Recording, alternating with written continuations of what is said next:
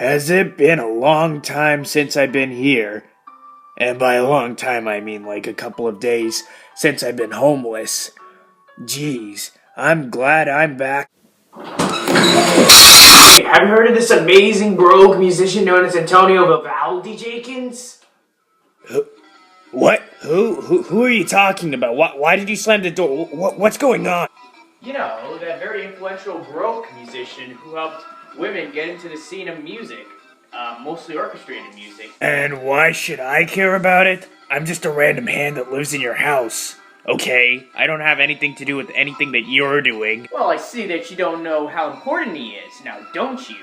Well then, I'm gonna have to take you to your dimension and tell you how important the guy actually is. Hey, what? Yeah, come with me, let's go! Wait, no!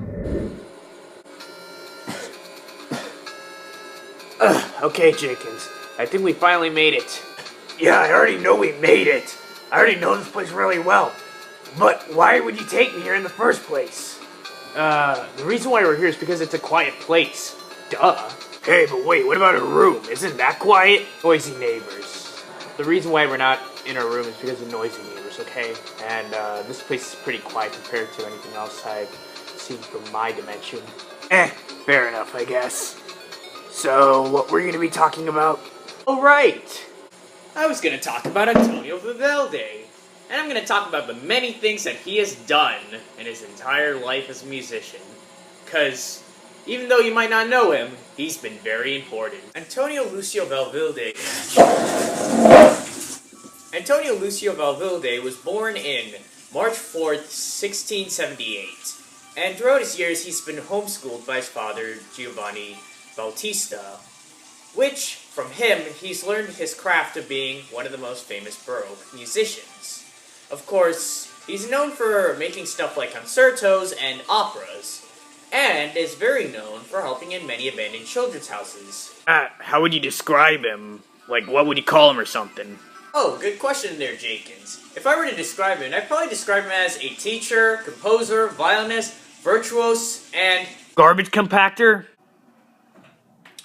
No, Jenkins, a priest, not a garbage compactor. Jeez, man, you sure sound interesting. I'm sure you got a lot of friends with you and totally don't have friends that just look away from you after saying a single sentence.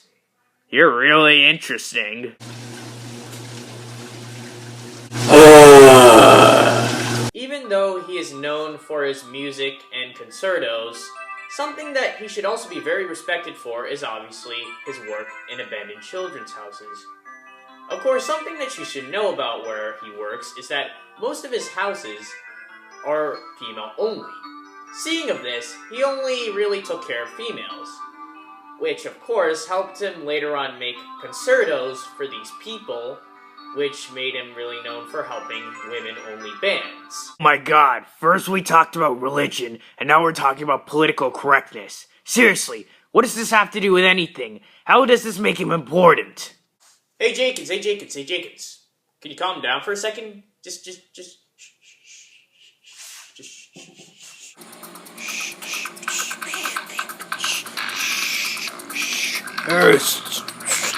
Stop that! Stop it! After rudely being interrupted by a homeless hag that barely pays his house bill. Hey, you know I'm right here. Also, don't do that again. That was disgusting. The reason why Antonio was known for making music and concertos for female-only bands is because he's worked with female-only children's care houses. Seeing of this, and his musical influence, he loved to teach these kids about what he knew. Of course, making them learn instruments, and playing in a band. Of course, with many of his early pieces being specifically for them, and later on, other female-only bands. Of course, this helped females get a footing in the orchestral and band-based, job, and, make them more prominent. Jeez, one man and a bunch of lonely old girls. That sure spells something of disaster, I must say. And your mistake. Your point? Okay, fine, I'll take it more seriously. So, I guess from that, and from what I could take, I'm guessing that he read a lot of poems to them and it probably influenced him in some way, I'm guessing. Wow, Jenkins, thanks for actually telling me something useful for once. Yes, as you heard from him, he did like to read poems to the children that he took care of in the abandoned children's houses. And one of those prominent poems was Four Seasons, which he decided to make a concerto based on. He took 3 parts of that 4-part based poem and made them into movements for his concerto.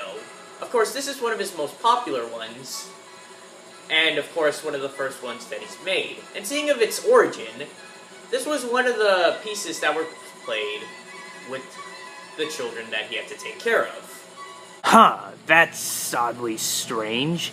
Usually when I hear an important piece from a Baroque musician, it would usually have a bunch of symbolism and stuff based on an event or something. For that, I mean, it seems a bit boring, don't you think? Isn't he, like, symbolic or something? Well, you do have a point there, Jakins. Yes, he isn't the most symbolic writer of music from the Baroque era. However, he was known for making many bass semitone concertos, usually for teaching purposes, as he worked for abandoned children's houses. One of them is Concerto for Violin in minor A and Concerto in major E. Of course, 2 of them being one based on the violin, and the other one being based on the general concert, an orchestra. Well, that sounds pretty lame. Educational pieces? Jeez, what are you gonna tell me next? That my science teacher's gonna come back from the dead? Thanks for telling me your science teacher died. Anyways, Jakins, do you understand how important educational pieces are? It kind of gives an idea and a starting to many musicians who want to get used to an instrument. So if they hear these pieces and kind of get the idea of a minor or major scale, they can get the idea of the instrument in general. So even though, yes, it's not the most complex piece, it is a pretty good way to get introduced into music, and he made a couple of these kind of pieces, so you kind of have to thank him for that. Well, okay then, I don't really care honestly, but what does that have to do with his importance? Dude, do you know how important these pieces are? These pieces are really important, as there are many memorable pieces that people still play today to get help. And of course it has to do with how important he is, as, well, thanks to these pieces, it helped the children learn about their instruments. Of course, the children being the people in the abandoned children's houses, which are all female, which helped give an idea of, you know, all female bands and help give them do you not see the links here? Like, am I the only one? Yeah, and that's why your mother left you. No, she didn't. No, she didn't. She didn't leave me at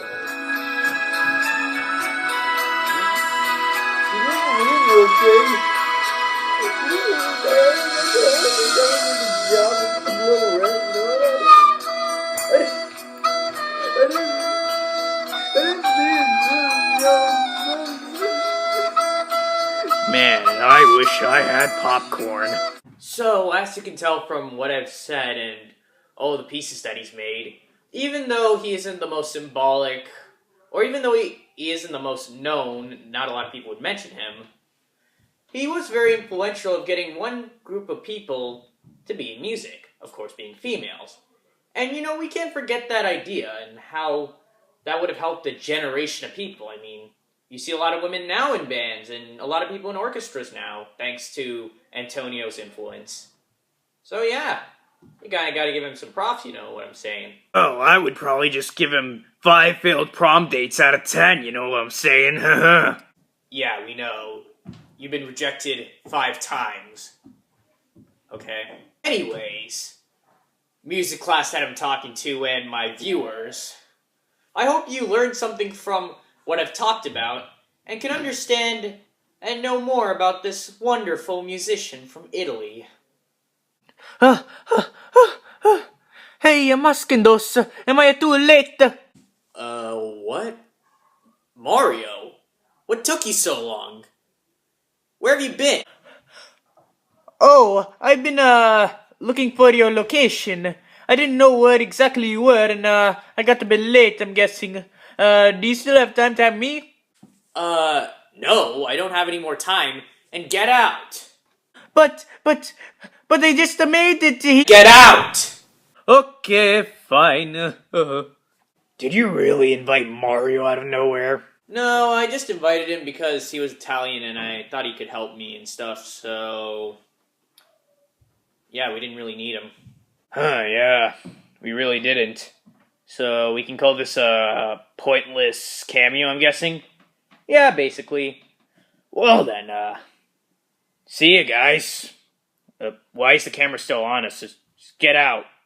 Go. I said go! Side note. Side note. So, I forgot to mention where he was born and where he died. So basically, he was born in Venice, Italy, and he died in Vienna, Austria. So pretty good facts about that person, you know? Just wanted you to know, okay? Oh, also, one more thing. For when these pieces were composed, the Four Seasons work was composed in 1723. The Concerto E major and Violin Concerto A minor. was made in 1721. So, bye.